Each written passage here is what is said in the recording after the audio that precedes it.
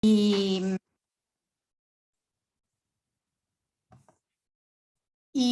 bueno, esta es una actividad que surgió a partir de un encuentro que se viene produciendo con Gonzalo, que tiene su origen también en encuentros durante la pandemia, que tiene su origen también en este modo de encontrarnos, y que va a quedar, y que nos permitió comenzar una relación acaso más intensa y de mayor intercambio en este periodo.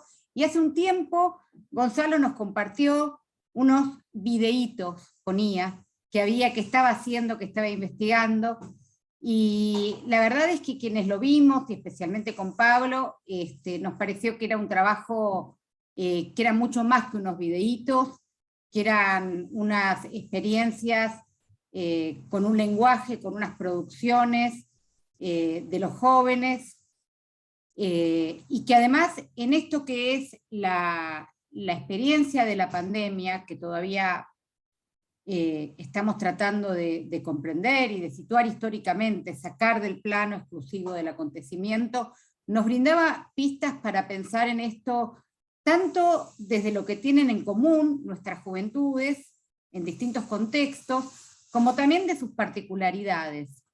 Así que nos dio muchas ganas de poder compartir esto con, digamos, de presentar el trabajo poder presentar el trabajo de Gonzalo. Gonzalo es argentino, vive en México, es profesor investigador del Centro de Investigaciones y Estudios Superiores en Antropología Social de la Ciudad de México y miembro del Sistema Nacional de Investigadores. Estudió Antropología Social en la Universidad de Buenos Aires, Argentina, realizó la maestría en Ciencias Sociales en Flaxo, México, y obtuvo el doctorado en Sociología por la Universidad de Texas en Austin, Estados Unidos. Bueno, le voy a pasar la palabra a Gonzalo para que presente su trabajo, y bueno, gracias por estar acá, Gonzalo, gracias a todos por estar acá, y bueno, arrancamos. Bueno, muy bien. Muchas gracias, Miriam. Bueno, una disculpa a todos y todas las que nos estaban siguiendo por YouTube y no se pudo hacer la conexión entre Zoom y esa plataforma. De hecho, nosotros ya habíamos arrancado a hablar y no sabíamos que no nos estaban siguiendo la gente que estaba por YouTube. Así que bueno, una disculpa por eso, por el retraso, y vamos a tratar de Se va la simplificar algo. segunda. ¿Perdón? se va la segunda. Sí, exacto. Bueno, y trataremos de ser originales, como decíamos recién, respecto a la primera versión. Pero bueno, de todas maneras, vamos a tratar de ser breves y para no extendernos demasiado en el tiempo, porque todos y todas tenemos otros compromisos u otras actividades que hacer. Así que en cualquier caso quedará el contacto hecho para poder seguir conversando en otras oportunidades y en otros eventos. Bueno, ya les había agradecido a Miriam y a Pablo, sobre todo por la organización de este evento, por la invitación y por la aceptación a los primeros productos que fueron surgiendo de este proyecto, y que por azares de la vida tuvimos la posibilidad de conocernos durante la pandemia, como decía Miriam, y bueno, como parte de la difusión de estos productos, los compartí con Pablo y Miriam, y ambos inmediatamente dijeron que estaban buenos, que les parecían que eran muy interesantes y que valía la pena organizar un evento para conversar sobre ellos. Entonces, bueno, yo con mucho gusto me sumé y considero que esto es una oportunidad no solo para hablar del proyecto, sino para que ese proyecto sea una excusa para intercambiar algunas ideas sobre este tipo de problemáticas que estamos tratando.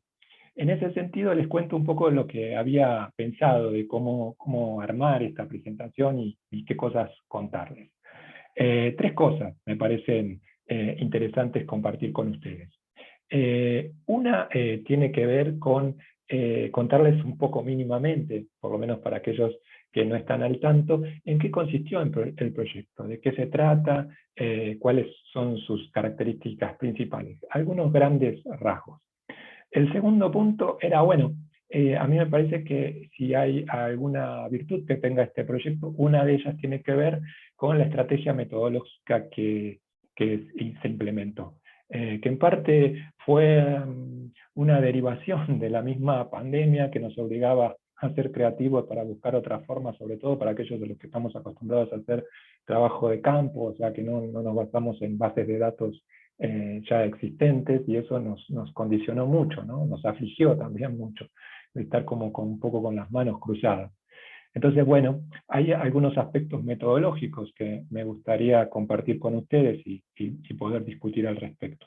Y finalmente también, en tercer lugar, entonces, tirar así todavía de una manera muy preliminar algunos de los hallazgos que van emergiendo de este proyecto de investigación sobre adolescencia, como ustedes habrán visto en la invitación del evento, sobre adolescencia y pandemia en México.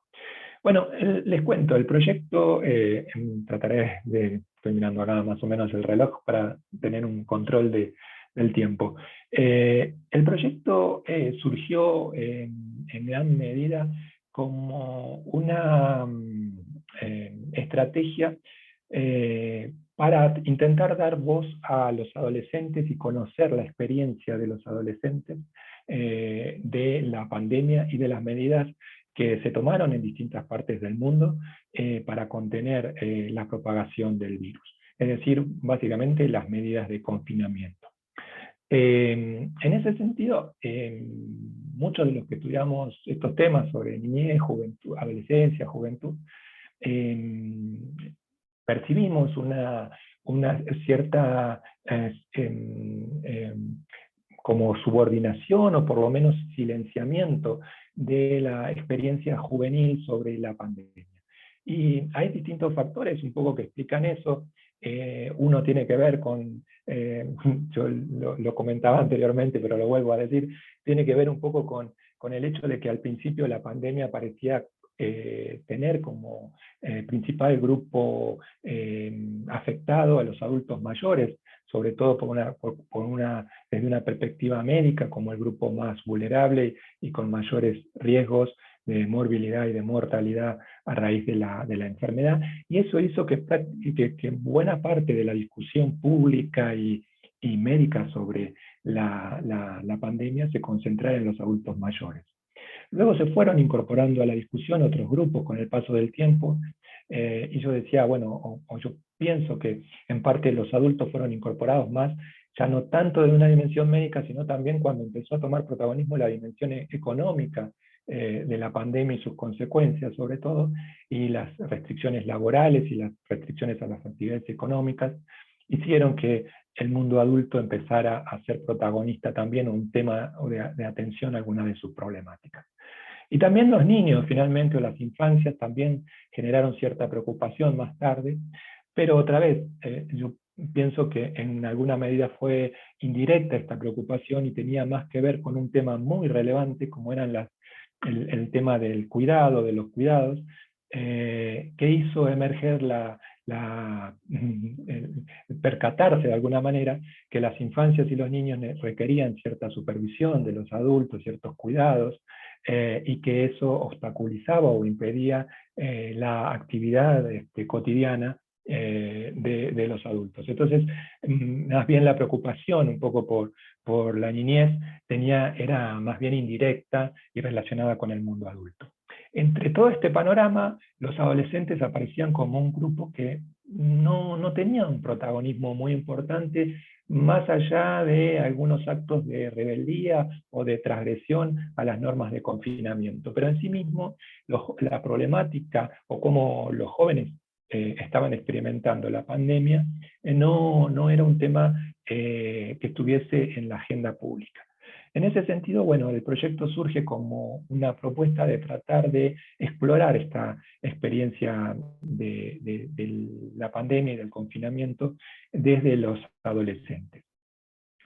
Pero también la idea era hacerlo de una manera en que la voz de los adolescentes no solo fuera escuchada, es decir, no solo a través de encuestas o de entrevistas que recogieran la opinión y la percepción y las experiencias de los adolescentes, sino que la idea que empezamos a trabajar, que empezamos a reflexionar, era de que los propios adolescentes no solo escucháramos su voz, sino que expresaran su voz en sus propios lenguajes. Quiero decir, porque es importante mencionarlo, que hace ya bastantes años, como unos 10 años, hicimos un proyecto con una colega muy querida, que falleció, muy querida por mí y por mucha gente, María Bertelli, muy conocida en el campo de la educación, y juntos coordinamos un proyecto sobre adolescentes indígenas. Y allí, como de alguna manera, acuñamos la palabra de PAIS, o productos de autoría adolescente indígena, y que se basaba en esta idea. Fue el primer experimento de hacer que los jóvenes no solo sus voces fueran escuchadas y fueran tomadas en cuenta, sino que sus voces se expresaran en sus propios lenguajes. Esta fue la idea que retomé en este proyecto a partir de aquella experiencia, pero ahora enfocado en la experiencia de los adolescentes de sectores populares sobre la pandemia.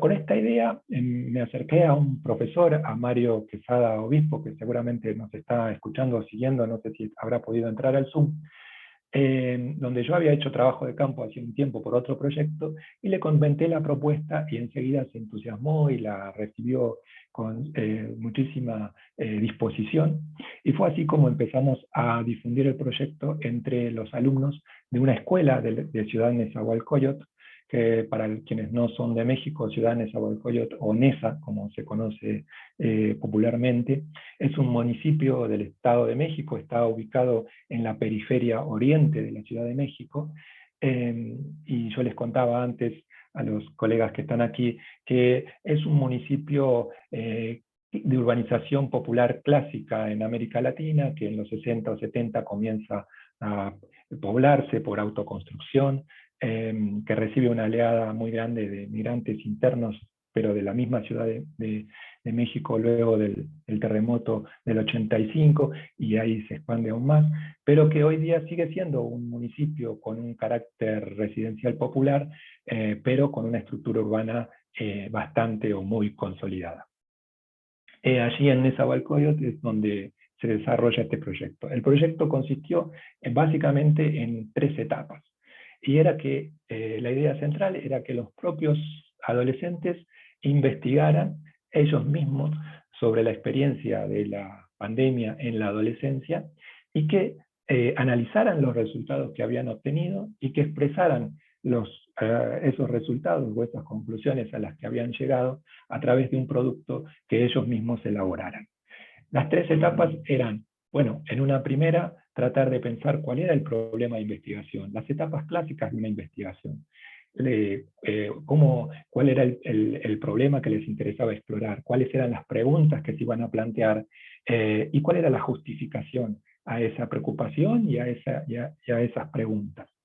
La segunda etapa era aplicar las técnicas de investigación que ellos habían decidido emplear, que podían ser desde encuestas, a través de las Google Forms u otras estrategias, entrevistas, solicitarles cartas a otros compañeros, cartas donde contaran sus experiencias de la pandemia, fotografías y otras estrategias o técnicas que fuimos conversando. Y la tercera etapa consistía en, bueno, analizar esa información que habían recogido y tratar de expresar las conclusiones en algún producto en sus propios lenguajes. Y así fue como obtuvimos podcasts, videos como teatralizados, música como raps, muestras fotográficas, es decir, algunas cuestiones que no eran audiovisuales sino escritas. Algunos escribieron un libro, otros escribieron un diario, que estamos tratando de hacerlo ahora en audiolibro para que tenga una mayor difusión. Es decir, que los productos fueron muchos y diversos. Más o menos participaron en todo el proceso completo unos 60 adolescentes. Y ellos a su vez tuvieron un efecto multiplicador, porque hicieron organizados en grupo, muchas entrevistas, encuestas, cartas, etc. Hay una gran fotografía, gran cantidad de material empírico. Ese era el proyecto. A lo largo, esto más o menos empezó en septiembre del año pasado y se extendió hasta julio, y a lo largo de ese periodo hubo sesiones conmigo y con Mario, en el cual los íbamos, sobre todo por mi experiencia en la investigación, asesorando de manera muy básica cómo se construye una pregunta de investigación, un problema, algunas ideas básicas de cómo se aplican las técnicas de investigación, clásicas de las ciencias sociales. Entonces aprendimos a diseñar una guía de entrevistas, o que era un grupo focal, aunque no se aplicó ninguno aplicó un grupo focal, pero bueno, lo conversamos también, y así distintas estrategias. Y después ellos elaboraron, y nos íbamos reuniendo virtualmente para conversar sobre esto, y comunicándonos por distintas plataformas a medida que avanzaban, y aún lo seguimos haciendo con los grupos que siguieron trabajando con nosotros, y un grupo muy amplio al que se invitó primero. Más de 200 adolescentes estuvieron en las primeras sesiones. Todos ellos eran del último año de la preparatoria, es decir, el último año de la secundaria. ¿Tienen ganas de ver un producto antes de que podamos seguir? Iba a mostrarles dos, pero lo vamos a reducir a uno y compartir la liga en YouTube, si alcanzaron, para que puedan ver los otros, que como le decía a Miriam en algún momento, lo más importante es que la gente pueda ver esos productos y apreciarlos más allá de lo que podamos decir nosotros. Pero bueno, aunque sea, me gustaría compartirles el rap, que ha sido uno de los más populares, creo yo, o por lo menos por las respuestas que he recibido. Pero les recomiendo también ver el último, que es el de una muestra fotográfica, que para una mirada etnográfica, y de eso vamos a hablar después, tiene muchísimo contenido también. Voy a intentar entonces hacer la compartición de pantalla para enseñarles el rap. Y aquí va a ver.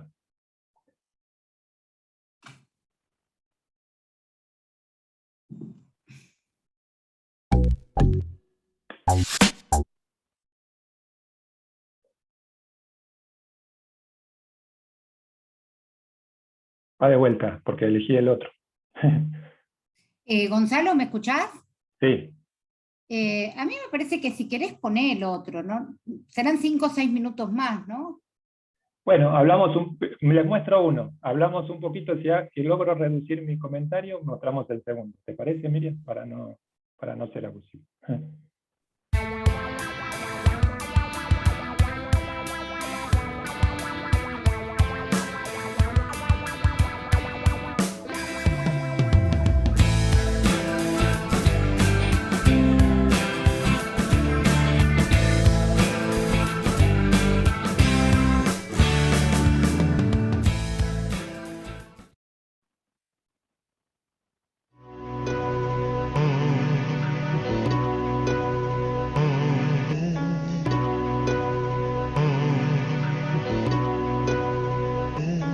Varios millones en la esfera y yo solo soy un cualquiera, observando y escribiendo sobre lo que pasa afuera. Algunos están en casa, otros en sala de espera, y algunos otros más viven como si no existiera. Un virus en el ambiente que en la sociedad percibo, una mascarilla que ha vuelto mi rostro inexpresivo. El miedo como enfermedad, el contacto el peor enemigo. Enviados hacia el aislamiento, el planeta se dio un respiro.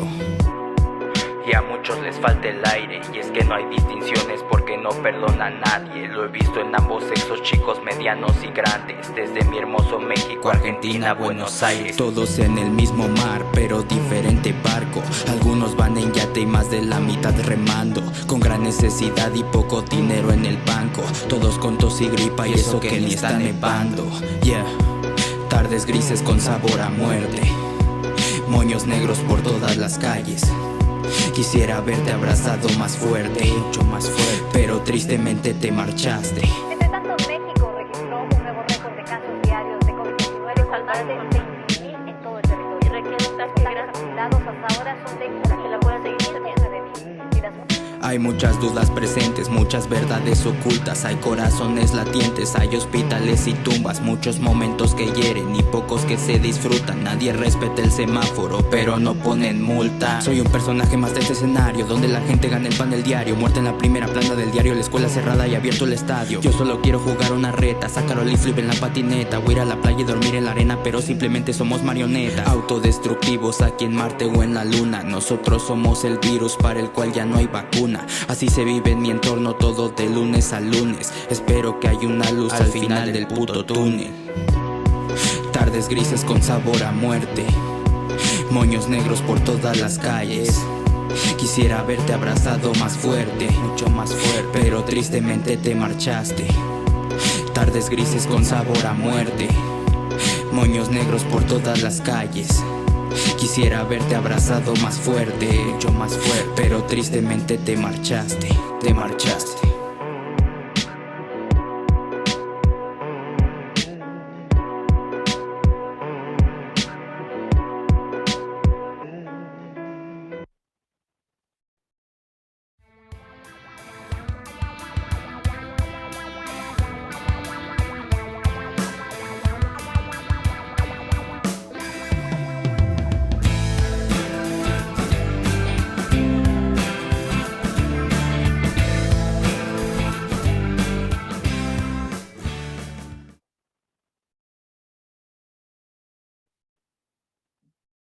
Bueno, ese es uno de los productos.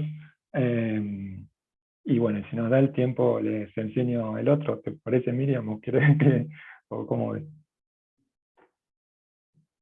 Yo creo que estaría bueno. Bueno, Podemos dale. un minuto cada uno Yo y encantado, después yo lo los chicos. pongo. Me costó elegir, pero este es el último que tuvimos, que es una serie fotográfica en la cual todos los grupos que participaron tomaron fotos y una frase con la cual representaban, bueno, o expresaban lo que la foto representaba para ellos. Y estas fueron las que finalmente seleccionamos. Déjenme entonces ver si podemos compartir esta otra.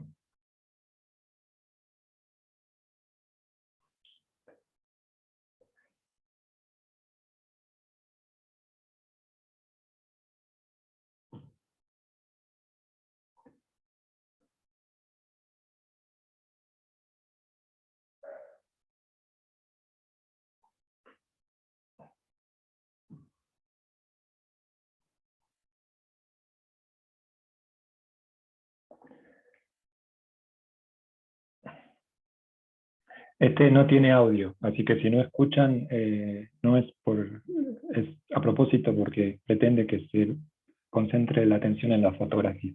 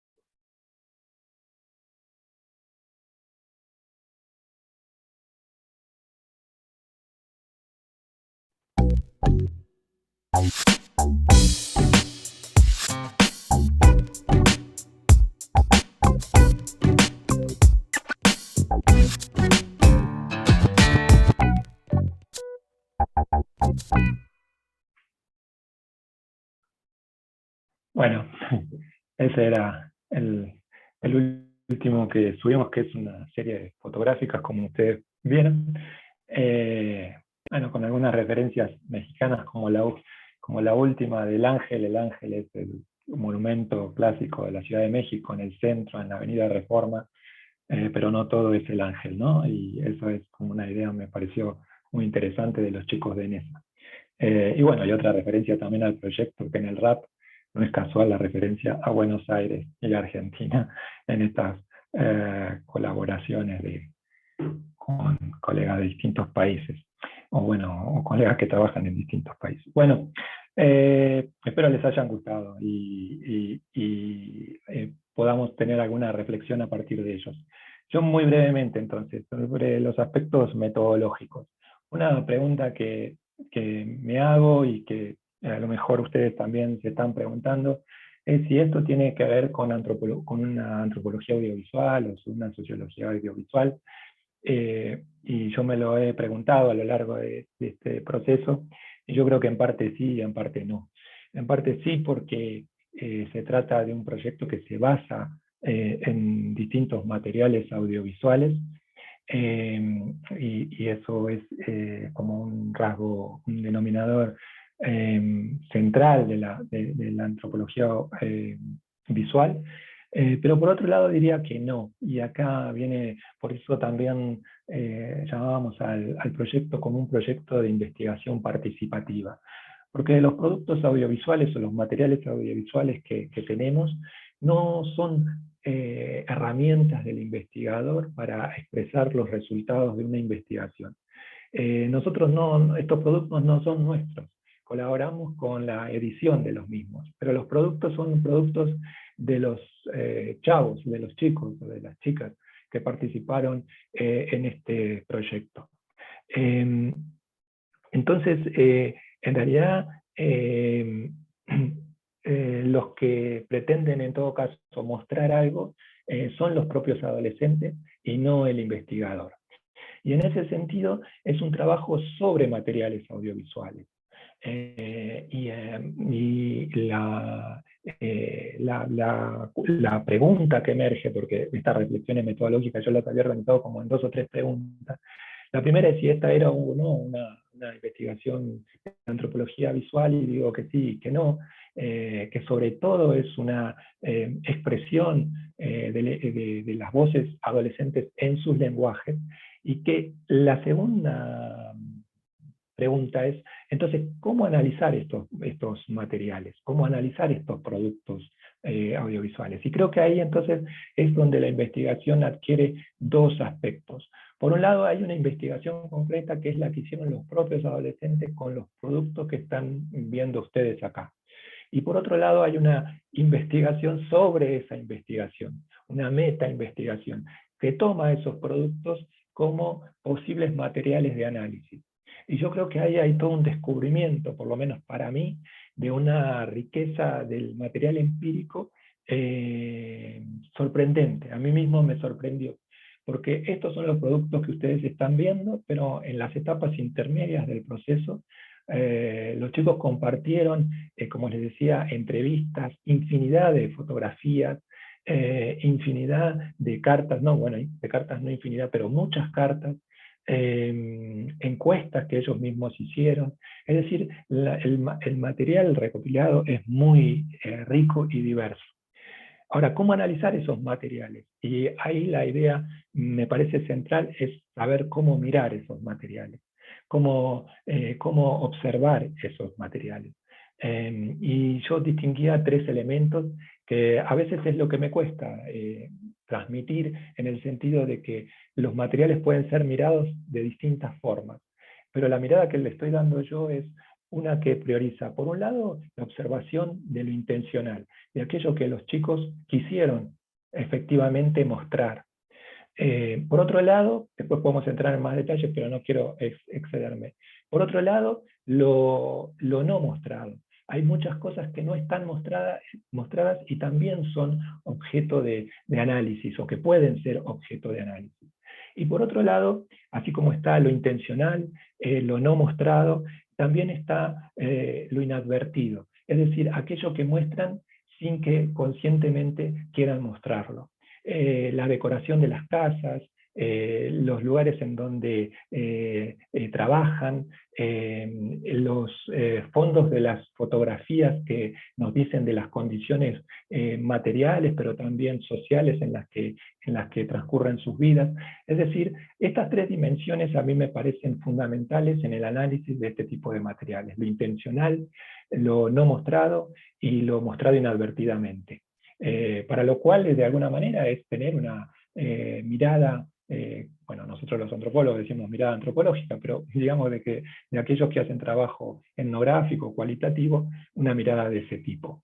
Lo más difícil en todo caso de esta segunda pregunta es cómo expresar en un documento académico los resultados de un análisis de ese tipo. Eso es algo que todavía no logro resolver. Por ahí las condiciones de la rigurosidad empírica y del método científico nos impiden el aprovechamiento de muchos materiales que no hay claramente una forma de establecer, por ejemplo, las entrevistas que hicieron los chicos aquí, cómo las hicieron, dónde las hicieron. Bueno, hay un nivel de confianza, de relación, de producción conjunta, que hace que para mí ese material sea válido, pero a veces en un texto académico esa validez puede ser cuestionada.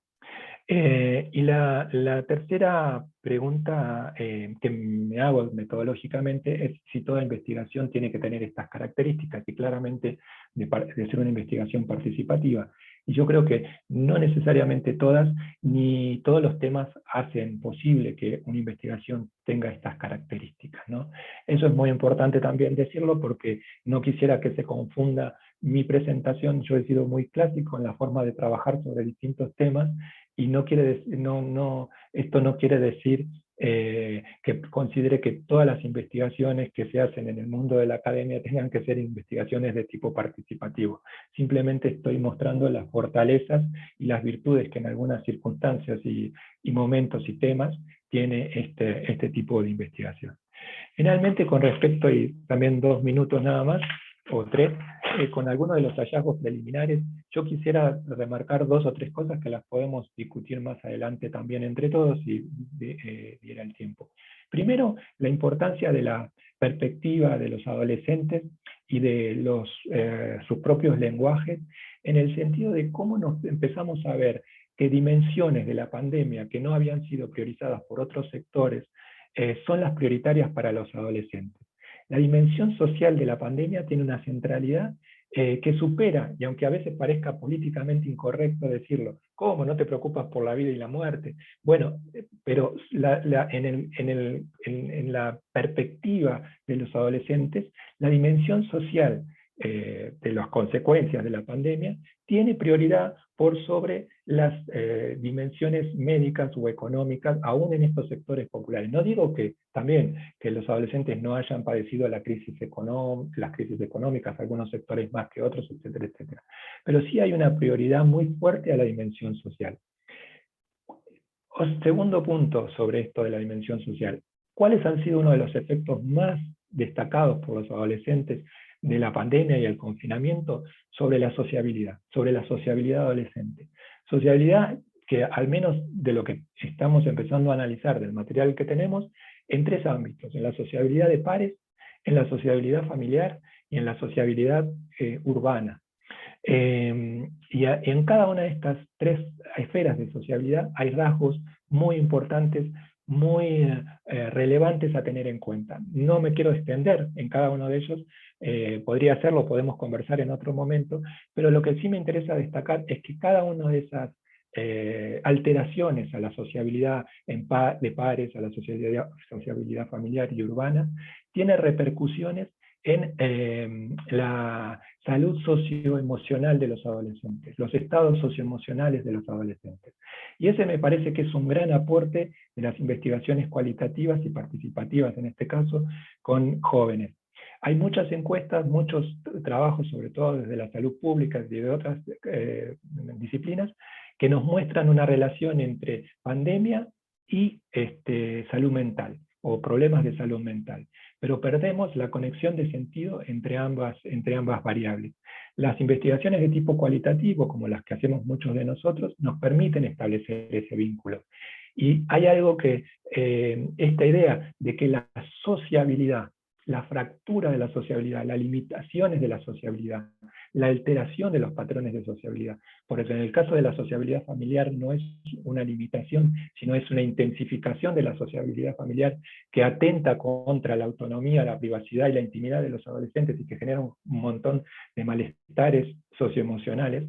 Es decir, que podríamos llamar en la alteración, tiene repercusiones en lo emocional. Es decir, el nexo entre pandemia y o uno de los nexos, o uno, como decía Weber, de las conexiones de sentido entre pandemia y salud mental, es la sociabilidad.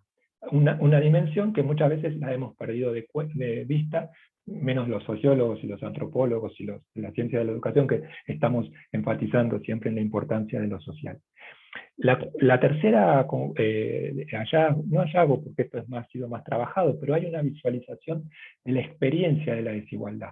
Todos estos materiales nos muestran cómo se vive la desigualdad en el sentido de los condicionamientos, no solo de la desigualdad en términos un poco a veces abstractos, sino la materialidad de las condiciones en las que se vive, cómo implican, ¿no? La silla en la que te sientas, ¿no? El celular con el que tomas las clases, la gente que está alrededor tuyo mientras tomas las clases. Es decir, hay un montón de elementos, la bicicleta, ¿no? El tipo de cubreboca o barbijo que usas. Bueno, hay muchas cosas que nos iluminan sobre darle cuerpo y carne a esa desigualdad.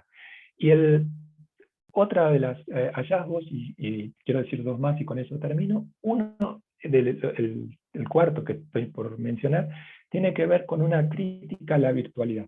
Yo creo que se ha exacerbado, y este es casi un acto de resistencia, las potencialidades, las virtudes de las plataformas, el enriquecimiento también de todos aquellos grandes empresas que se basan en las plataformas digitales y en las nuevas tecnologías, pero la importancia de la presencialidad, de la interacción cara a cara, de la corporalidad.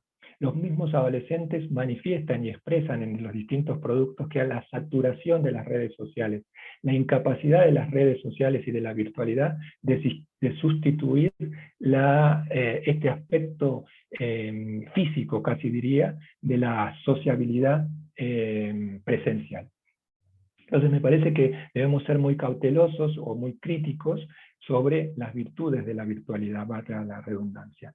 Y el último punto que a mí me parece que puede dar pie a otras reflexiones, tiene que ver con que los adolescentes tienen distintas emociones que han estado caracterizadas por la ansiedad, la depresión han sido las que más se mencionan en general como estados que afectan a los adolescentes en este momento, pero también está el agobio, el aburrimiento, la soledad, el tedio, la intolerancia, muchos otros factores, la impotencia.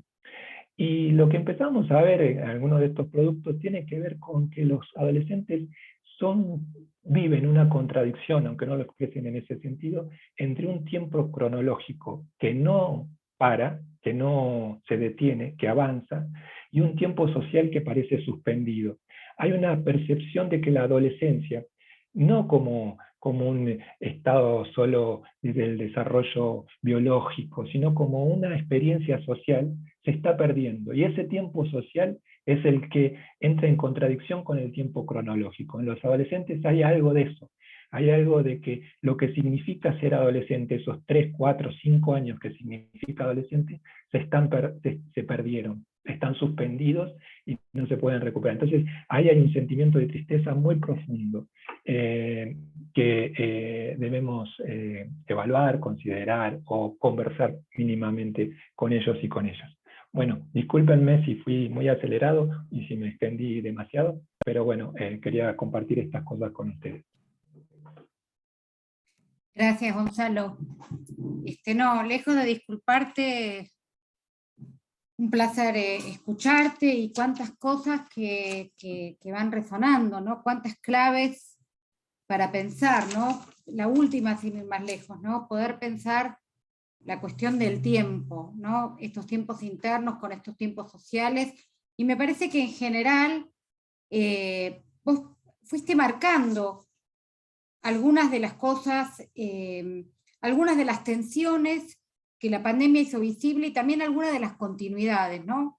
Yo quisiera como hacer algún comentario muy general para dar paso a los demás comentaristas, pero hay cosas que sí me gustaría decirte de tu trabajo, y del trabajo de los chicos, ¿no? Porque de su trabajo, ¿no? De este trabajo que han hecho y que vos coordinaste, respecto de la cuestión esta de lo exponencial, ¿no? La manera en que esto tiene un efecto multiplicador.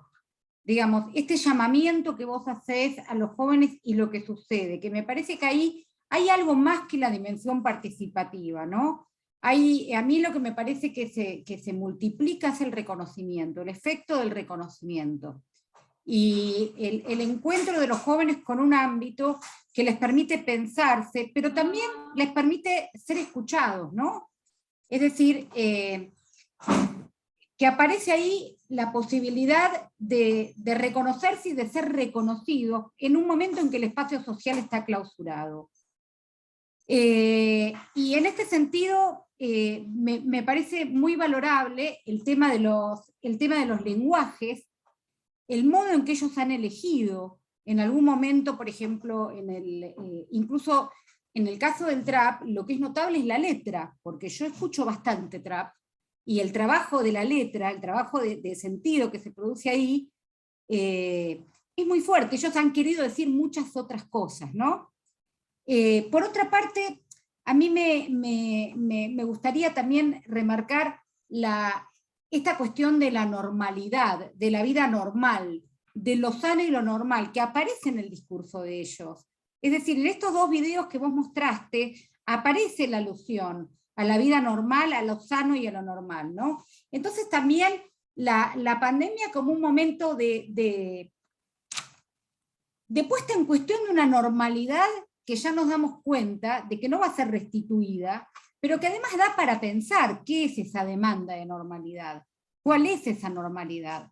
Y yo creo que ahí lo que vos mostrás es el modo en que en esa normalidad, que finalmente sabemos que está totalmente intervenida por relaciones, digamos, legítimas, de legitimidad, de asimetría, de poder, de saber, exclusiones, estas normalidades que hoy se siguen construyendo entre vacunados, no vacunados, poblaciones con ciertas condiciones, etcétera, etcétera, etcétera, y que van mucho más allá, nos abren muchísimo la cantidad de variables con las que pensábamos el mundo social. Vos nos tirás algunas más, porque no son solamente jóvenes. Por ejemplo, ¿cómo aparece acá cuando vos lo presentás y decís, bueno, esta urbanización que tiene que ver con el terremoto?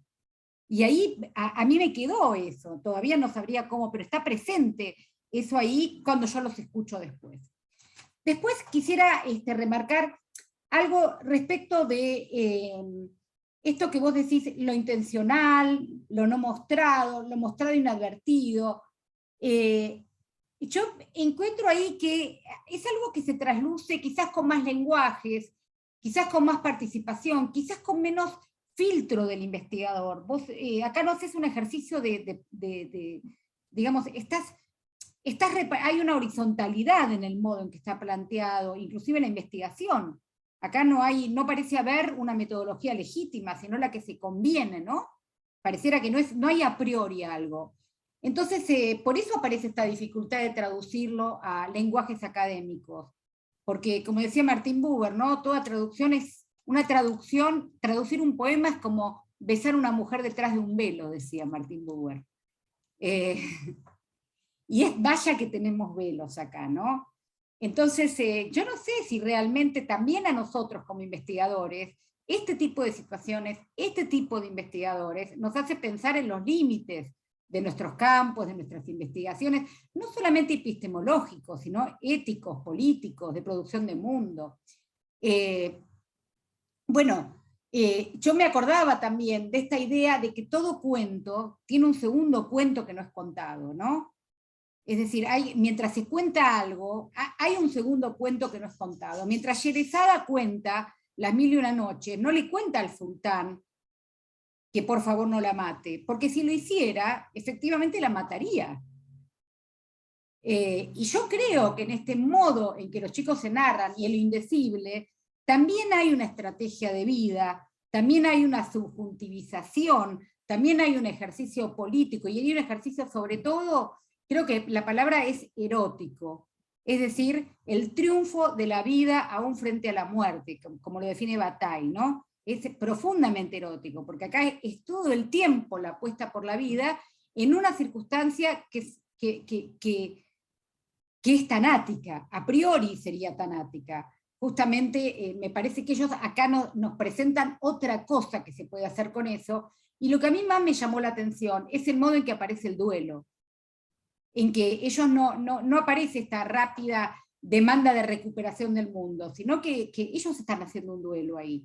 Aparece aparte la mención en algún momento a lo perdido, etcétera, etcétera. Bueno, y por último, a mí me parece muy interesante lo que vos decís de cómo las propias dimensiones, la dimensión social sobre la médica, sobre la dimensión de la economía, quizás porque acá aparece una verdad casi existencial, ¿no? En esto que es ese momento de salida al mundo y este momento en el que el mundo se le cierra. Y es que se revela que también lo médico y lo económico no es otra cosa que lo social. Es decir, que también el nudo está ahí. Yo creo que la pandemia redefine cuál es el lugar de los anudamientos. Y entonces, me parece que verdaderamente la relación entre lo social y la salud, que vos decís, bueno, habría que pensarla. Claro, pero es que la pandemia es una experiencia donde lo social y lo social y la salud se nos aparecen como construcciones. Es decir, esa fórmula del mundo moderno, la escisión de la cultura y la naturaleza, la pandemia aparece, digamos, rebotando fuertemente sobre eso, ¿no? Y entonces, claro, que el mundo social es la salud, hasta tal punto que el sistema inmunológico es social. Ese es el gran desafío. Bueno, y por último, ahora sí, yo quiero agradecer esto último que dijiste, que me parece me abisma cuanto a todo el sentido que tiene, ¿no? ¿Cómo es esto del tiempo cronológico de los chicos, de los adolescentes, ese tiempo que no para, decís vos, frente al tiempo social suspendido, ¿no? Uno siente ahí como un dique. ¿Qué pasa con ese dique, no? Y yo creo que ustedes a través de este trabajo han brindado espacios para que ese dique se libere, para que eso no implote. Bueno, felicitaciones y muchas felicitaciones. Creo que este trabajo, felicitaciones a vos, a los chicos que han participado. Creo que este es un trabajo que también tenemos que replicar. Yo invito a que te copiemos. Invito a que hagamos trabajos de este tipo en nuestros diversos contextos, que los podamos poner en diálogo. Bueno, me gustaría ahora darle la palabra a Pablo. Sí, eso. Buenas tardes a todos. Vamos a hacer un cambio con Horacio y vamos a hacer primero Horacio y después yo. Ahora, viendo el horario, por cuestión de tengo que buscar a mi hija en fútbol, digamos, así que voy a tener que empezar y le sigo escuchando con el celu. Y volveré porque es acá cerca, pero llegar a verlas, pero si no las voy escuchando. Bueno, Miriam, y muchas gracias de nuevo, muchas gracias Gonzalo por realmente esta oportunidad que les agradecí, somos nosotros por habernos compartido esta producción que es muy potente. Coincido con Miriam en todas sus reflexiones, como te lo dijimos también en el mail, em, nos generó de alguna manera muchas inquietudes, además de gustarnos estéticamente, además de disfrutarlo, estas producciones en términos estéticos, disparó muchas reflexiones que venimos de alguna manera también desde distintos lugares compartiendo con el equipo de investigación aquí, además de Horacio, que después va a comentar un poco una producción bueno, que él viene haciendo y que además publicó una parte en un libro que acabamos de publicar, que después ahora les voy a poner el link, Singularidades en Común.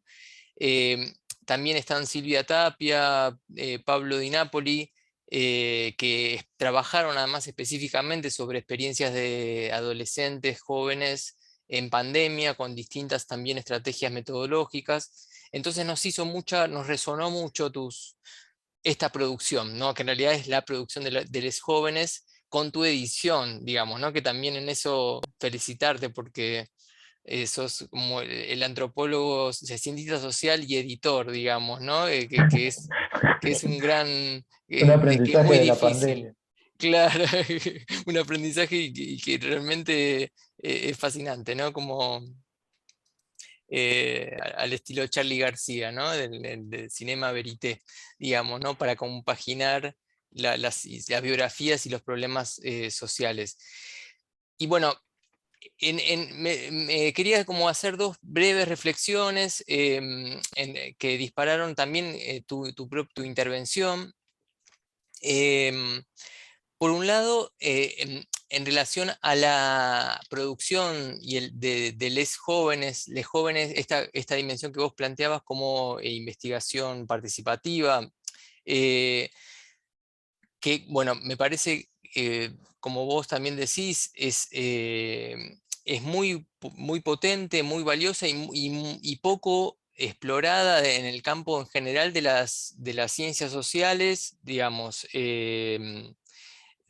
o en la sociología en particular. Yo soy sociólogo de formación, pero también, bueno, vengo trabajando desde hace varios años en el campo de la medicina social, la salud colectiva, la promoción de la salud, y en esos contextos, de hecho, desde mi tesis doctoral, tuve una oportunidad, si bien en contexto escolar, porque trabajé con escuelas secundarias, de explorar ya hace unos años esta dimensión de jóvenes como sujetos de cuidado, ¿no? Esto después dio nombre también a un libro que publicamos con Martín Wellman y Sebastián Sustas en la colección de Pablo Bomaro, y que tiene que ver con la posibilidad de colocar a los jóvenes o darles el espacio, en realidad ellos se colocan a sí mismos como sujetos, no solamente como objetos de cuidado,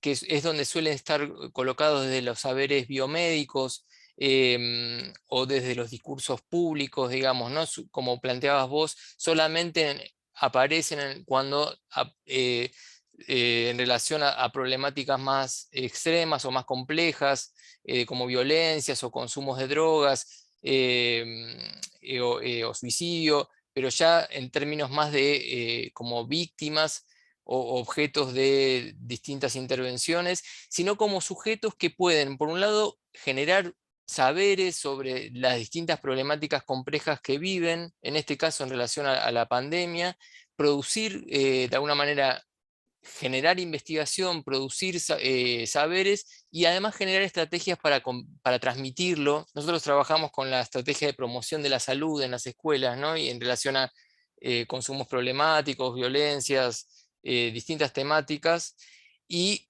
ellos tenían una gran posibilidad de justamente establecer puentes con los pares, como mediadores, como decíamos, como shifters, entre conocimientos y saberes expertos y sus compañeros de escuela, generando de alguna manera esta posibilidad de justamente proponer modelos de cuidado, de bienestar, alternativos a los que ofrece el mercado, los que ofrecen distintas discursos hegemónicos, y sobre todo en esto, proponerles alternativas de vida no violentas o con consumos cuidados, con estrategias de cuidado en relación a los consumos o en relación a las sexualidades, etcétera, que los adultos tenían muchas barreras para poder de alguna manera transmitir y compartir. Entonces, en gran medida, por un lado, me parece que esto aporta mucho a esta línea que no solo es de investigación, sino que es de intervención, ¿no? La sociología, las ciencias sociales, en este doble carácter que a veces también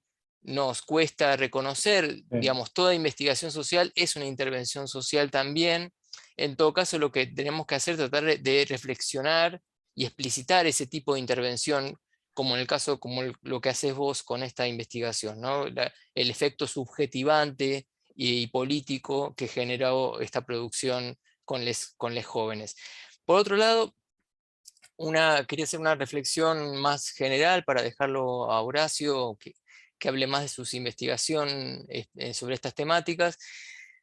En relación a la pandemia, digamos, y al lugar que tuvieron, y aquí voy a retomar a un colega que es Danilo Martuchelli, un sociólogo con el que venimos vinculados desde hace muchos años, en realidad nuestro primer libro, Quiero escribir mi historia, que habíamos empezado trabajando con métodos biográficos, con relatos biográficos con jóvenes, y que Danilo nos hizo el prólogo. En realidad también incluso antes con el doctorado pudimos empezar a construir vínculos.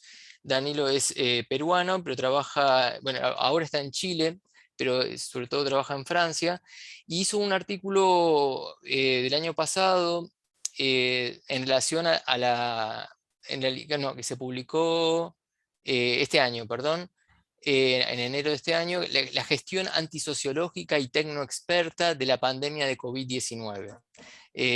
O sea, un título que es muy provocador, pero que me parece que tiene muchas líneas y muchas afinidades con tu análisis, Gonzalo, sobre todo en el planteo de que, bueno, en el contexto de él hace un análisis a nivel comparativo, a nivel mundial, digamos, ¿no? De las diversas estrategias que hubo en Europa y en América Latina, sobre todo en relación al abordaje de la pandemia.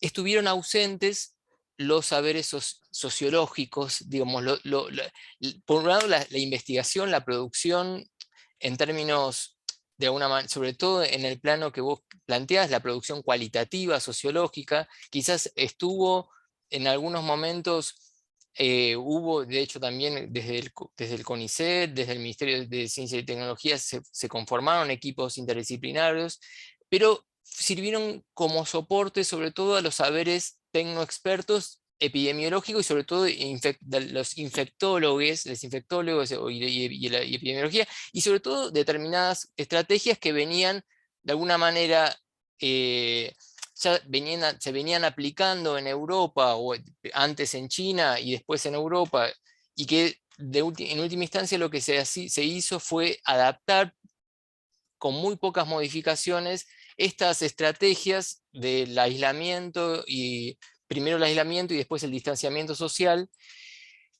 Y el planteo que él es bastante ahí crítico y dice, bueno, no solamente quedó de alguna manera en segundo plano la dimensión sociológica, sino que directamente fueron posiciones o imaginarios antisociológicos, ¿no? Porque directamente negaron la importancia, y ahí retoma lo que vos planteás, la centralidad que tiene la sociabilidad en la conformación, en la vida social, digamos, ¿no? En esta alternativa que se planteó entre la vida y la economía, quedaba fuera, la concepción de la vida que quedaba era una concepción de la vida centrada fundamentalmente en la dimensión biomédica, biológica, pero no se visualizaba la importancia central que tiene la sociabilidad como un soporte subjetivo, y un soporte existencial, también como planteaba Miriam, esencial, digamos, ¿no? para el sostenimiento de la vida, ¿no? La sociabilidad no quedó de alguna manera colocada o invisibilizado, digamos, como un factor fundamental, y especialmente en este caso como muestran estas producciones de los jóvenes, y vos lo acabás también de desagregar en distintos formatos o dimensiones de la sociabilidad, ocupaba un lugar fundamental en la etapa de la adolescencia y la juventud, ¿no? Y todo esto quedó subordinado, Danilo plantea, a determinados saberes de tecnoexpertos que priorizaban la conectividad en términos virtual, o que de alguna manera consideraban que la virtualidad podía reemplazar los contactos, el contacto, el contacto cotidiano, el tocarse,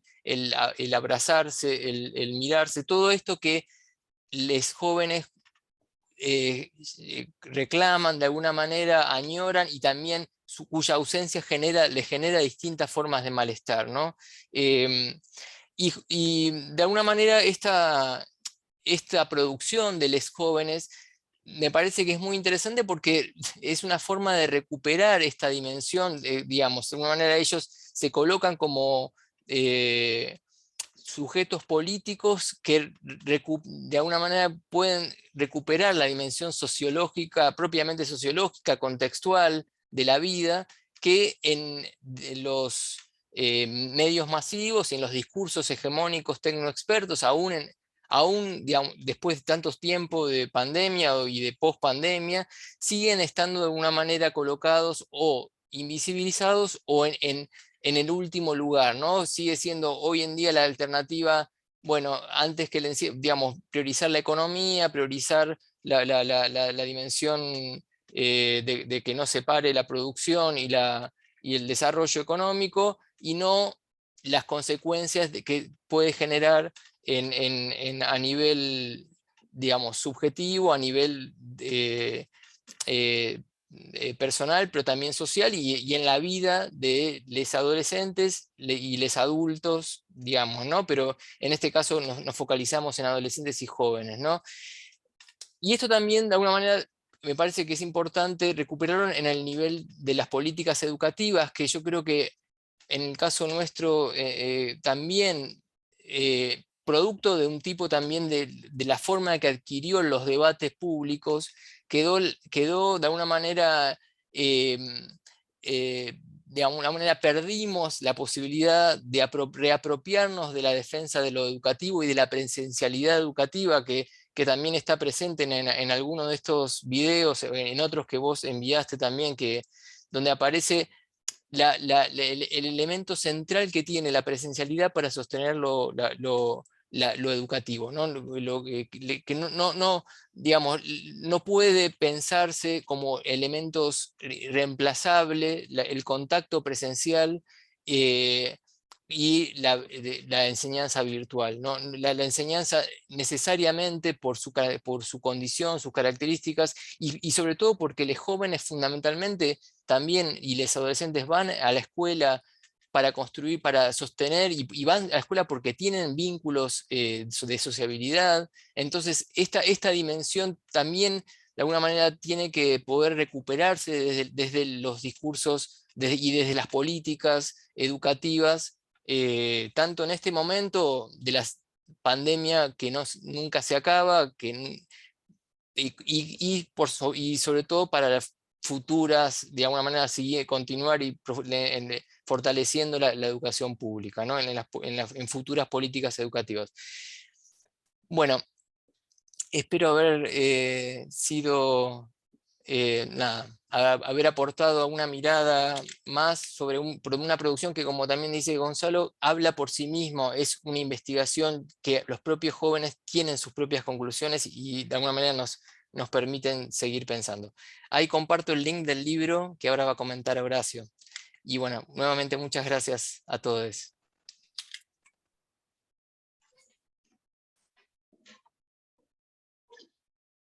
La palabra. Sí, gracias Miriam. Les voy a pedir que traten de estar atentos al reloj, más o menos 10-12 minutos, como para poder que nos quede un tiempito, aunque sea para alguien que quiera participar. Así que, Horacio, Sí. Te presento, licenciado en Psicología, magíster en Ciencias Sociales y doctor en Psicología, Universidad Nacional de Córdoba.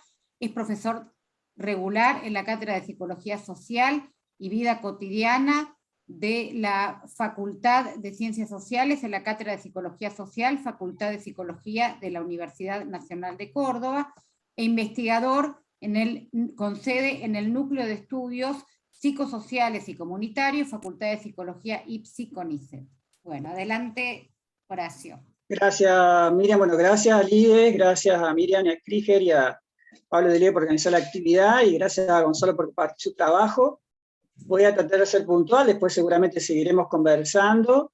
En primer lugar, me parece, bueno, cuando nos comentó Pablo acerca de la investigación, bueno, nos pareció muy interesante. Una primera cuestión que a mí particularmente me estimuló a participar de este conversatorio, es que de alguna manera este trabajo que nos trae Gonzalo permite generar un puente de alguna manera, como un diálogo intergeneracional, y que de alguna manera, al constituirse como una investigación participativa, a mí por lo menos me puso en discusión y en reflexividad acerca de nuestras operaciones de traducción científica que hacemos muchas veces el discurso de los jóvenes.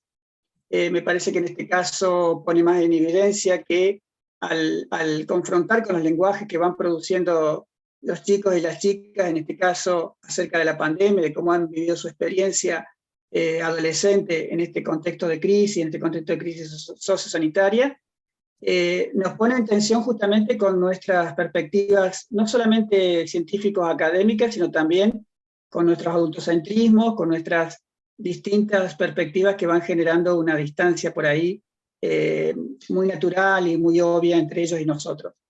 En ese sentido me parece que el trabajo de la experiencia de investigación participativa, que bueno, Gonzalo contó un poco el origen, cómo surgió, por distintas cuestiones, pero básicamente me parece que ubica a los sujetos jóvenes, a los sujetos adolescentes como protagonistas culturales, como productores culturales, como protagonistas quizás de una posible transformación, y que me interesó mucho de las producciones que pude ver, además de esta que él mostró, hay otras más que son muy interesantes que invito a verlas. En algún espacio, en algún sentido, hay como una cuestión importante que me parece que es casi como una elaboración colectiva de esta situación traumática, de esta situación de duelo. Es decir, me imagino las situaciones de encuentro, de discusión entre ellos a la hora de preocuparse y de tratar de analizar estas situaciones, buscar sus fotos, buscar sus producciones, hacer sus músicas, relevar las cartas. Entonces me parece que en esos espacios de colaboración, que de alguna manera se genera desde un lugar adulto, de un lugar de investigación, hay una disposición al vínculo con los jóvenes, con los adolescentes, que favorece un espacio de subjetivación, como dijo Pablo. Y me parece que en ese sentido es un espacio que, si bien muchas veces predicamos de realizar, nos encontramos con pocos productos que realmente traten de jugar en ese sentido. Me parece que en ese sentido hay un mérito importante del trabajo que Gonzalo trae, ¿no? Por otro lado, dos cuestiones que me parece que sería importante recuperar una es que es la visión de jóvenes que son escolarizados, de alguna manera, o de adolescentes que están escolarizados. Entonces, por ahí me parece que el desafío también está en continuar generando producciones que permitan ver cómo otros jóvenes, otros adolescentes que no están en la situación de escolaridad y que están por fuera de los márgenes en ese sentido, construyen una visión acerca de lo que ha sido vivir en pandemia, ¿no? Como también poner el acento en otras identidades sexogenéricas diversas que de alguna manera también están viendo desde otros costados esta situación tan disruptiva. También lo que aparece con las distintas juventudes que viven en el espacio no solamente urbano, sino en el espacio campesino, el espacio rural. Entonces hay distintas visiones que de alguna manera yo invito a buscar el desafío de generar algún tipo de comprensión que nos permita darle más pluralidad a este complejo mundo de vida que los adolescentes van construyendo. Por otro lado, también me puse a ver los otros videos. Gonzalo compartió uno que me llamó mucho la atención, que se llama Sentires, donde los adolescentes, ahí Gonzalo, hacen toda una expresión acerca de las emociones que fueron atravesando, y es muy, muy interesante cómo van recuperando relatos donde aparece la tristeza, la ansiedad, el miedo. Me parece que hay un espacio muy interesante de recuperación de las emocionalidades. Sin embargo, ahí noto un atravesamiento fuerte de un discurso psicologista, que incluso los mismos jóvenes traducen, que tiene que ver con esta idea de que ciertas emocionalidades pueden ser, o ciertas situaciones de tristeza, de soledad, de desánimo, de media incertidumbre, pueden ser abordadas a través de técnicas o a través de cuestiones que tienen que ver con un cierto relato, ¿sí?, que hay en nuestra sociedad, que de alguna manera plantearía la posibilidad de atravesarlas en forma individual, ¿no? Entonces me parece que de alguna manera la cuestión colectiva ahí aparece más desdibujada y tiene también que ver con ciertos discursos que los jóvenes o los adolescentes también recuperan muchas veces de cómo hay una visión hegemónica de cómo pensarnos en relación a nuestras emociones y a nuestras sociabilidades, ¿no? Y eso digo como una cuestión, digamos, de alguna manera para entender que siempre hay una no transparencia, ¿no? Y que hay atravesamientos de distintas capas, distintos discursos en las voces adolescentes, ¿no? Es el que yo advierto, digamos, por ser psicólogo social, digamos, advierto eso, que de alguna manera hoy se está interrogando muchísimo acerca de esa cuestión. El término insistente para mí en ese sentido, que es el que tendríamos que interrogar, es la idea de empatía, la idea de sanación, la idea de discurso positivo de las emociones, que muchas veces los adolescentes también traducen, pero que a mi modo de ver desdibujan un trasfondo más colectivo de cómo vivimos nuestras emociones, de cómo vemos nuestras relaciones, nuestras posibilidades de hacer frente, en este caso, a una elaboración más colectiva de los traumas y de los duelos. Y por último, como para darle el espacio a Eva y poder hacer una conversación, y recuperando un poco el trabajo de investigación que venimos haciendo, que está planteado en ese libro que se llama Singularidades en Común, Jóvenes, Instituciones de Derecho, que coordinó Pablo Dileo, Ana Arias, y que nosotros colaboramos con un par de capítulos. Los trabajos que estamos haciendo con educación secundaria, acá en Córdoba, en algunas escuelas de sectores populares, encontramos muchas recurrencias con el discurso que traen los jóvenes y los adolescentes que está trayendo las producciones de Gonzalo.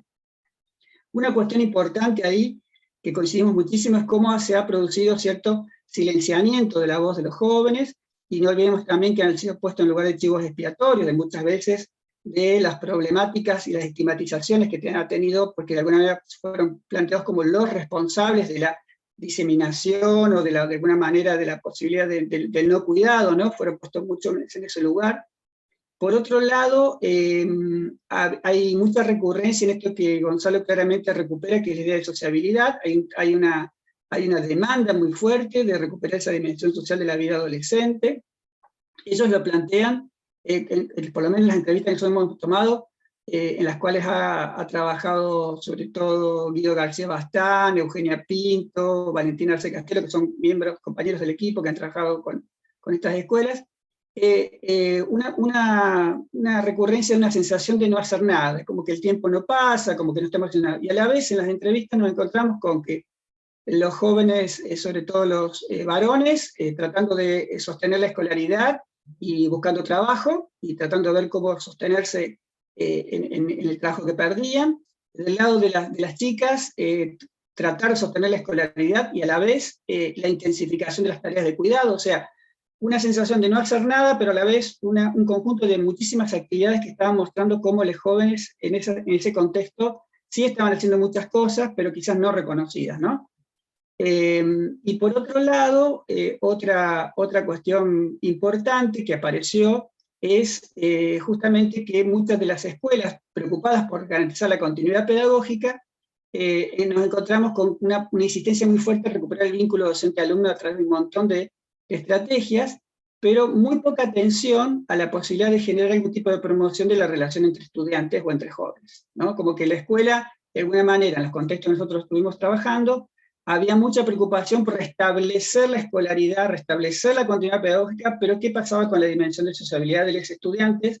Que en el espacio escolar es un espacio paralelo y que muchas veces construye esta fase muy importante que es crecer juntos y aprender juntos, ¿no?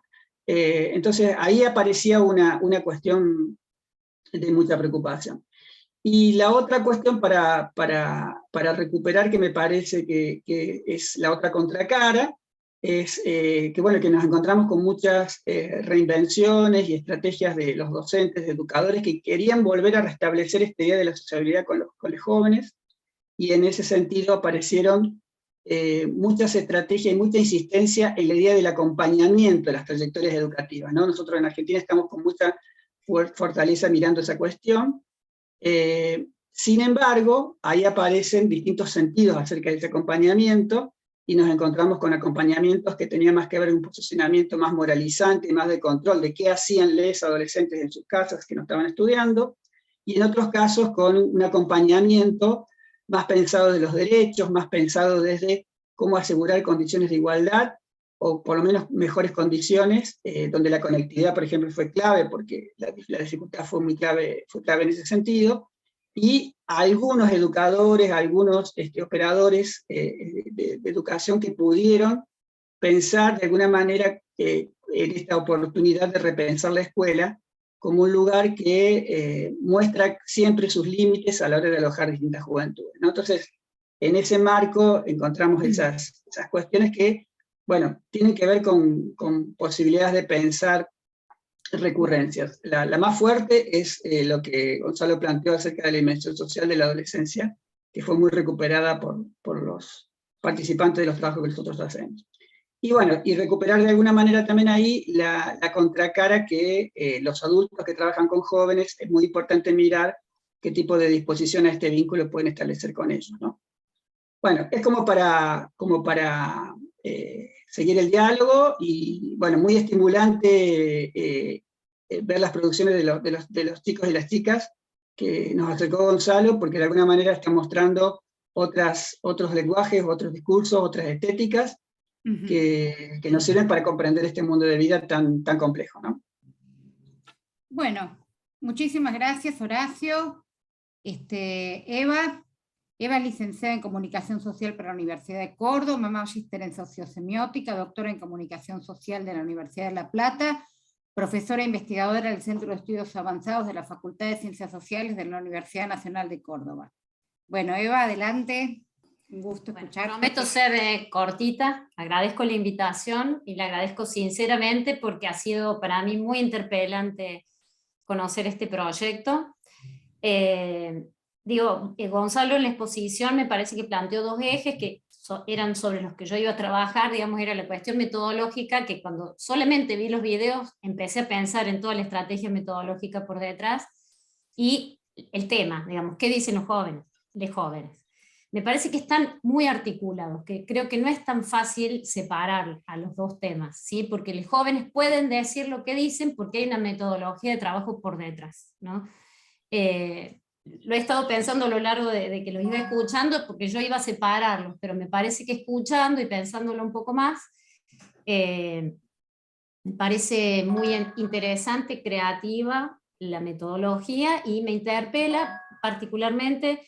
Nosotros venimos haciendo un proyecto de investigación previo a la pandemia, que es como si fuera la parte previa del proyecto, que es con distintas comunidades de jóvenes, no escolarizados y otros escolarizados, que participan en proyectos de producción cultural, ¿sí? Viendo cuál es la experiencia de participar en proyectos colectivos de producción cultural. Porque hace un tiempo que también venimos viendo que la producción cultural en los jóvenes es un rasgo de esta condición juvenil, es un rasgo muy marcado, la apropiación de unos lenguajes, la apropiación de unas tecnologías, y yo voy a dar mi mirada comunicacional. Yo pensaba, bueno, estuvo bueno el abanico, Miriam una mirada como más político-filosófica, Pablo una más sociológica, Horacio más de psicología social, y yo la mía va a ser comunicacional y metodológica, que es de dónde miro. Pero me pareció muy, muy creativa. Nosotros, en nuestro equipo, todo el tiempo teníamos como esta inquietud de ponerlos a producir para el proyecto. Nosotros trabajamos con entrevistas sobre su experiencia y sí incorporamos sus producciones, ¿sí? Como parte del análisis. Y hacemos una metodología ahí mixta entre etnográfica y análisis del discurso, ¿no? Pero durante la pandemia, nuestro proyecto fue previo, no nos terminamos de animar a ponerlos a producir para el proyecto. Entonces seguimos haciendo entrevistas, acompañándolos y viendo cómo campeaban la pandemia, pero me parece que tu proyecto avanza un paso al que espero que nos estemos animando el año que viene, que ya hemos convocado a los grupos, porque vamos a hacer un encuentro en un programa que tenemos en la Facultad de Grupos de Jóvenes, y le hemos propuesto que la participación sea con alguna producción, y a partir de allí el encuentro.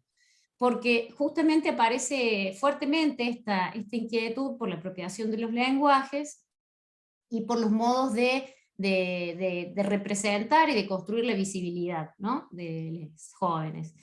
Ahí había dos cositas que quiero marcar y recuperar. Miriam habló del reconocimiento, y que tiene que ver con la estrategia metodológica, ¿no?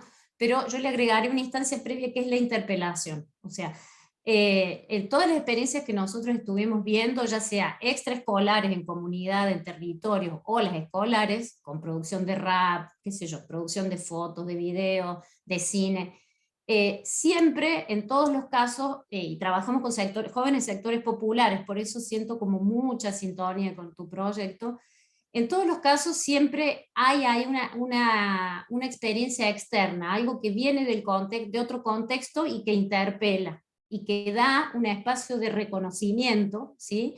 Que para mí tiene que ver con lo enunciativo, se los pone en un lugar de producción enunciativa, ¿sí? De una posición, se corren de un lugar, de una posición enunciativa. Nosotros lo que veíamos que en los relatos de la experiencia de qué fue producir, hay como un desplazamiento subjetivo, hay otro proceso de subjetivación, donde se les abren nuevos universos simbólicos y nuevos interlocutores. Se animan a hablar, por ejemplo, un joven de un grupo de rap nos decía que después de varios años de sufrir las intervenciones policiales por ser jóvenes, pobres, sectores populares, se habían podido enfrentar y habían podido hablar con la policía y decirles de dónde venían, a dónde iban, por qué, y que ellos no habían logrado que no los detuvieran, y que para ellos eso había sido un logro enorme, enorme, o sea, poder hablar, ¿no? Y que tenía que ver, ellos lo relacionaban directamente con el haber participado sistemáticamente de este grupo de rap, ¿no? Que tiene que ver con la palabra, con el lenguaje, con la apropiación de otros lenguajes y otros universos, con el enriquecimiento cultural. También yo pondría el énfasis, que es algo que vengo mirando y lo veo fuertemente, que fue algo que marcó Pablo, en la dimensión estética, artística también de estas experiencias, ¿no? Me parece que ahí tenemos muchísimo que explorar desde otros campos, los que nos interesan estas cuestiones, porque hay algo también del proceso de subjetivación que implica mirar la realidad de otro modo, cambiar los códigos visuales, apropiarse y decir de otra manera a lo que dice, no son dichos, ¿no? Porque los jóvenes en la mayoría de los casos son dichos por otros, mostrados por otros. Entonces, ponerlos en ese lugar de producción y de redistribución de lo sensible, diría Rancière, ¿no? De decir, que puedan editar, mover, me parece central, ¿no? Hay claros procesos de transformación subjetiva. Y finalmente, no me voy a detener más, pero porque quisiera también dejar la palabra, la cuestión de lo metodológico, de cuál es tu lugar, me parece muy interesante tu preocupación por cuál es el lugar de la legitimidad metodológica de lo que producen los jóvenes, ¿no? De su investigación, pero también el lugar de quien investiga. O sea, ese rol de editor que vos decís, me parece hermosa la imagen, porque yo le vengo dando vuelta y por algo tampoco nos animamos, porque uno después tiene que rendir informes y ese tipo de cuestiones, y son procesos de creación, de co-creación, ¿no? Entonces ese rol de editor me parece que es un rol para trabajarlo teóricamente, metodológicamente, ¿no? El rol de quien investiga, de quien propone, hace una propuesta de intervención y además interviene también para darle forma, ayudar a darle forma, colaborar con los jóvenes, hacer la propuesta inclusive, las preguntas que los van a movilizar, la problematización, diría Paulo Freire, ¿no? Me parece que ahí hay mucho que trabajar desde las ciencias sociales, desde lo metodológico. A mí particularmente me interpela muchísimo porque siento que yo llegué a un tope en la investigación de jóvenes, ¿no? Es decir, no puedo seguir tomándolos como testigos. Me parece que tienen tanto que decir, y no sé si fue porque tuvimos mucha suerte con nuestros jóvenes, pero realmente estaban muy informados, dirían los sociólogos, de su propia condición. Tenían una práctica de reflexividad que pudieron dar cuenta con creces de por qué hacían lo que hacían y qué efectos tenía, qué transformaciones subjetivas sufrieron, que no hace falta nuestra interpretación o nuestra traducción, ¿no? Entonces me parece que tu proyecto aporta numerosas herramientas teóricas, metodológicas, epistemológicas también, como para trabajar en ese sentido, que me siento muy interpelada y convocada, así que también agradecerte por conocer el proyecto. Eso, gracias.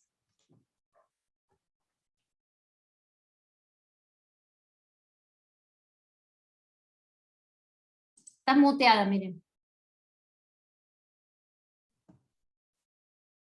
Bueno, muchas gracias, Eva, un gusto escucharte, a todos.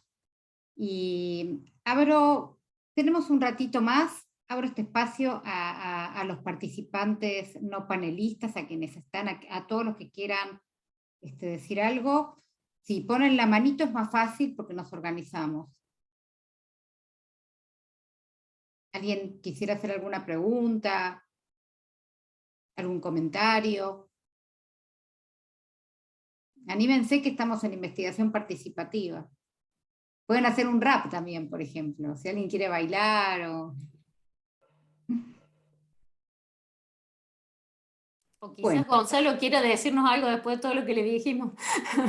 Ahí Marta, sí, le vamos a devolver después la palabra a Gonzalo. Bueno, hola Miriam, hola Horacio, que son aquí a los que conozco.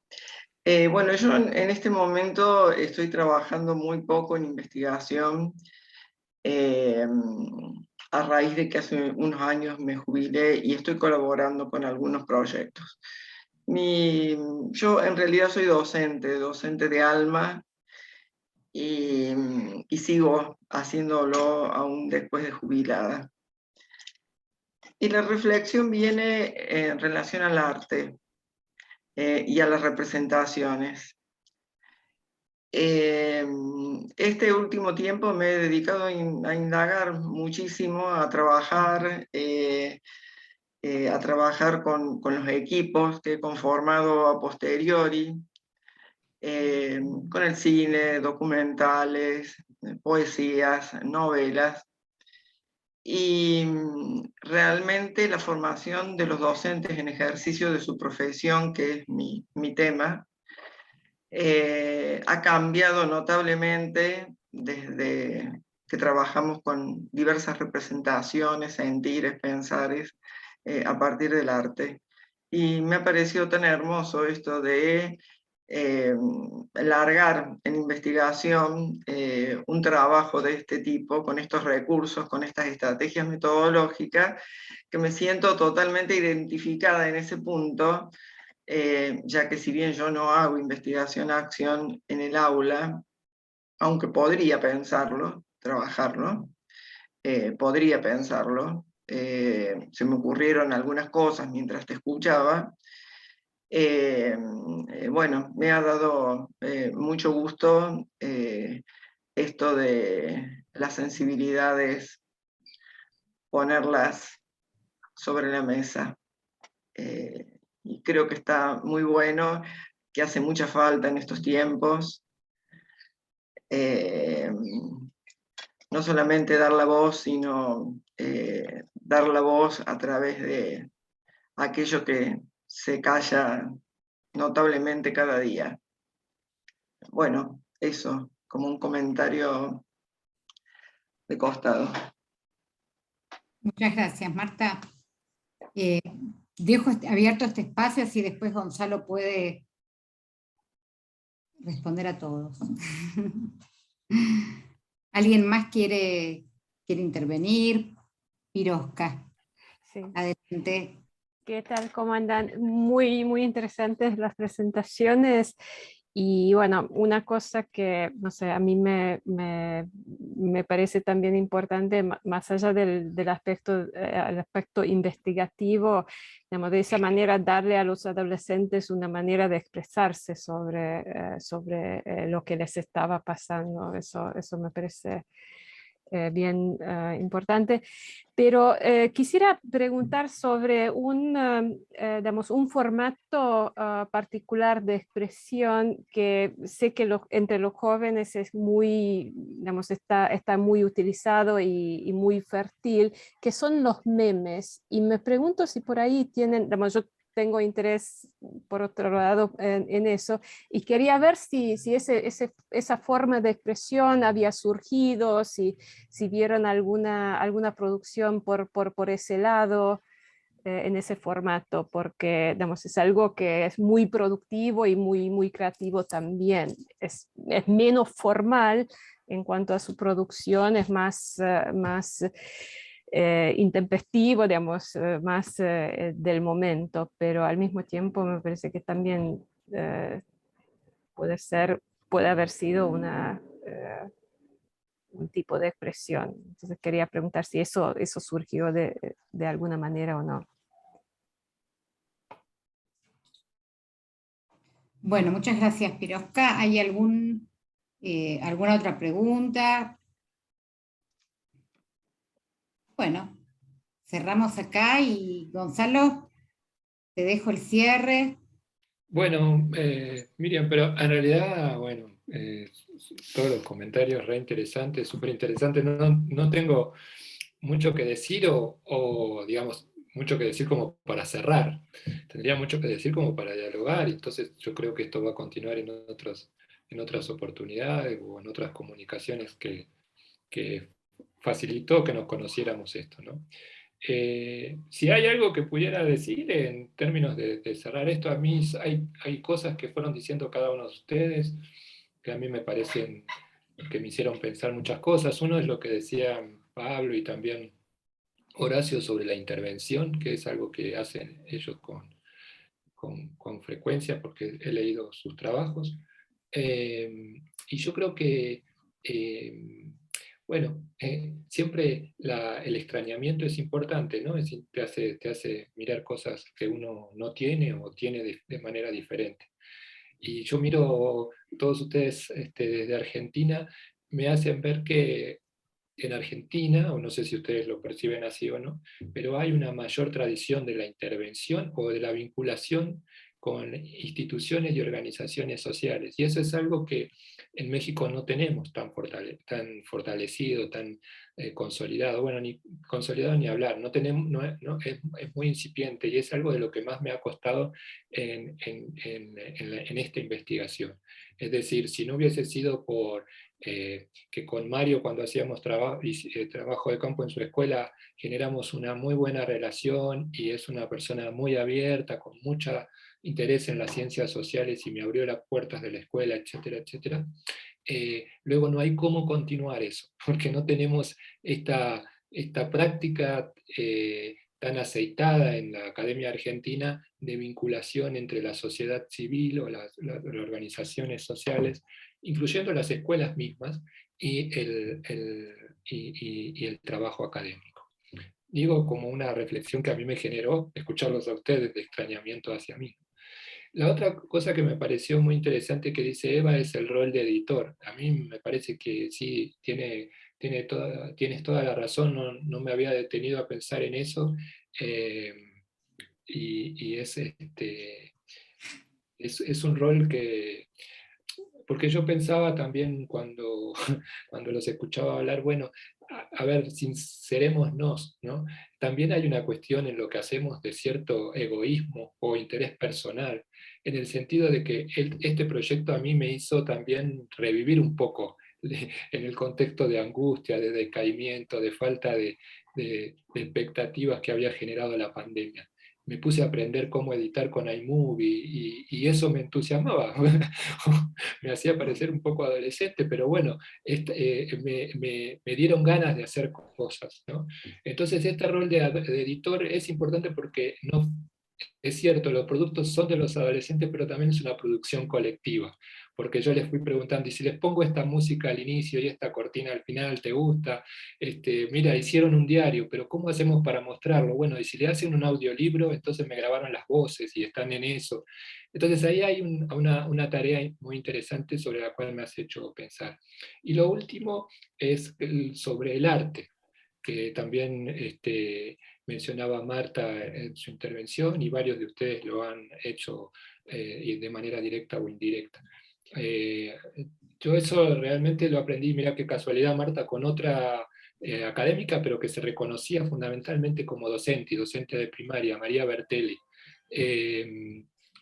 y también artista en su vida no pública, ya. Pero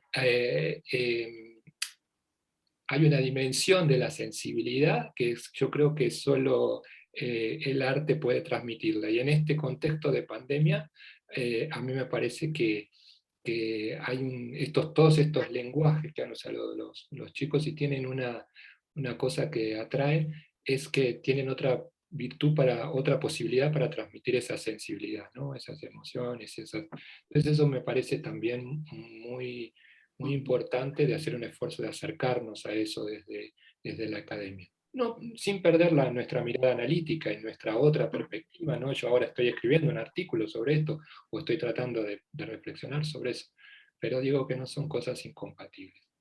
La última pregunta que me hacía Piroska sobre los memes, no surgieron los memes, no se me ocurrió en su momento, aunque los tenía muy presentes, porque esto es otra cosa que alguna vez, también hay muchas cuestiones éticas que están en juego en estos tipos de proyectos, y que no nos dio el tiempo para hablar.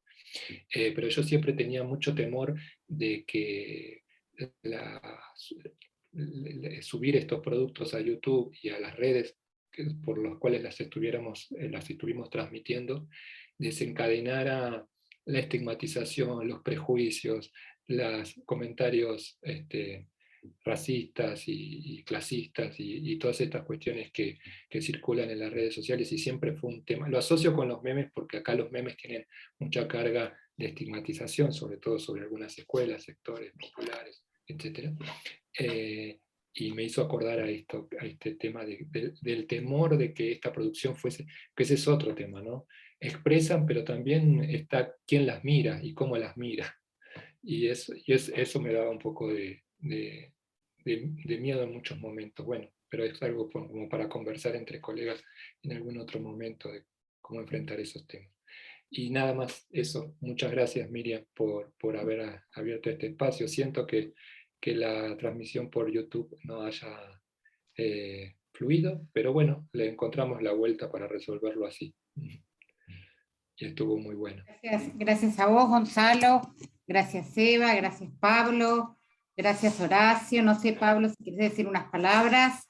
No, agradecerles a que pude ir y volver corriendo. Y de nuevo, bueno, pude escuchar, así que también me enriquecieron mucho las reflexiones también de Horacio y Eva. Y bueno, muchas gracias por la posibilidad, por el espacio, y sobre todo a Gonzalo, ¿no? por el excelente trabajo.